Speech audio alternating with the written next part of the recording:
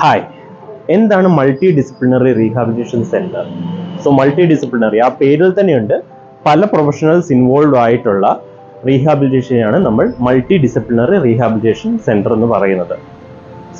Four example, പല ഫീൽഡിലുള്ളവർ, speech therapist, psychologist, audiologist, occupation therapist, ഇവരെല്ലാവരും കൂടെ ഹാൻഡ് ഇൻ ഹാൻഡായി വർക്ക് ചെയ്ത് ഒരു കുട്ടിയുടെ അല്ലെങ്കിൽ ഒരു അഡൾട്ടിന്റെ ഹോളിസ്റ്റിക് ആയിട്ടുള്ള ഇംപ്രൂവ്മെന്റിന് വർക്ക് ചെയ്യുന്നതാണ് നമ്മൾ മൾട്ടി ഡിസിപ്ലിനറി റീഹാബിലിറ്റേഷൻ സെന്റർ എന്ന് പറയുന്നത്. സ്പീഷോർ ഒരു മൾട്ടി ഡിസിപ്ലിനറി റീഹാബിലിറ്റേഷൻ സെന്റർ ആണ്. ഞാൻ മുമ്പ് പറഞ്ഞ പോലെ തന്നെ psychologist, speech therapist, occupation therapist, audiologist, ഞങ്ങൾ എല്ലാവരും ഇവിടെ വർക്ക് ചെയ്യുന്നുണ്ട്.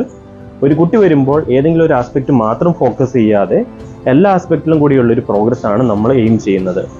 ഫോർ എക്സാമ്പിൾ, ഒരു കുട്ടി ഇപ്പോൾ ഒരു ഓട്ടിസം സ്പെക്ട്രം ഡിസോർഡറുമായിട്ട് ഒരു കുട്ടി വരുവാണെങ്കിൽ ആ കുട്ടിക്ക് സ്പീച്ച് ഇഷ്യൂസ് ഉണ്ടായിരിക്കും, അതിന് സ്പീച്ച് തെറപ്പിസ്റ്റ് അവൈലബിൾ ആണ്. അതുപോലെ തന്നെ ബിഹേവിയർ ഇഷ്യൂസ് ഉണ്ടെങ്കിൽ അത് ബിഹേവിയർ തെറപ്പിസ്റ്റ് ഹാൻഡിൽ ചെയ്യും. ഇങ്ങനെ ഹാൻഡ് ഇൻ ഹാൻഡായി വർക്ക് ചെയ്യുമ്പോൾ ഒരു ഗുണം എന്തെന്ന് പറഞ്ഞു കഴിഞ്ഞാൽ പ്രൊഫഷണൽസ് തമ്മിലുള്ള കമ്മ്യൂണിക്കേഷൻ കുറച്ചുകൂടി ഈസി ആകുന്നു. അത് കുട്ടിയെ പോസിറ്റീവായിട്ട് ഇമ്പാക്റ്റ് ചെയ്യുന്നു.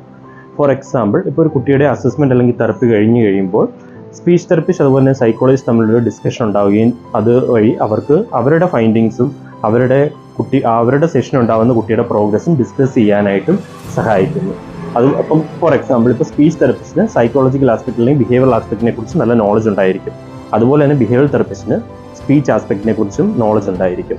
ഇത് വേറൊരു സ്ഥലത്ത് അല്ലെങ്കിൽ വേറൊരു ഡിഫറൻറ്റ് സെന്റർ ആണെങ്കിൽ അത് അത്രമാത്രം നന്നായിട്ട് നടക്കാനായിട്ട് ബുദ്ധിമുട്ടുണ്ടായിരിക്കും. പക്ഷേ ഒരേ സെന്ററിലാണെങ്കിൽ ഈ രീതിയിലുള്ള കമ്മ്യൂണിക്കേഷൻ കുറച്ചുകൂടെ ബെറ്റർ ആക്കുകയും അതുവഴി കുട്ടിക്ക് പ്രോഗ്രസ് കുറച്ചുകൂടി നന്നായിട്ട് വരികയും ചെയ്യുന്നു.